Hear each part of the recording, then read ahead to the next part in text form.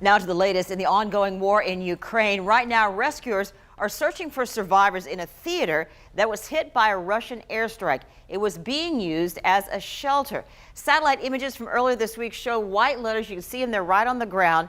They're on the pavement around the theater. In Russian, it means children, as in don't fire, don't kill their children inside here. But the building was hit anyway. Homes and apartments in the capital city of Kyiv continue to be attacked today. This apartment building was hit with the remnants of a downed Russian rocket this morning. We know at least one person was killed. It's just horrifying seeing all the suffering now in Ukraine. And as a military community, it is not hard to worry about this question. Are we heading into World War III? NBC Nightly News anchor Lester Holt asked Ukrainian President Zelensky. You agree that it wouldn't take much to end up in World War III?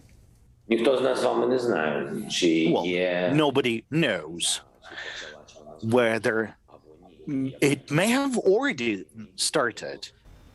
Tonight, we'd like to introduce our First Coast News national security expert, Vice Admiral Rick Snyder, retired. He has a long history of service at Mayport and at high levels at the Pentagon.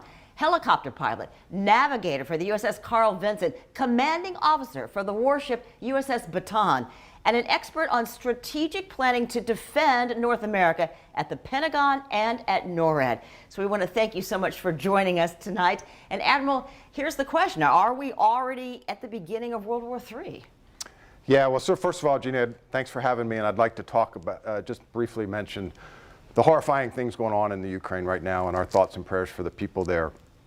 The answer to World War III is no. I don't believe we've now entered World War III. But every day that this goes on and every bit of escalation certainly makes that risk higher. And it's something we need to keep an eye on. I think about all the dedicated sailors and their families here on our First Coast. And President Biden has clearly said that he is not going to send troops.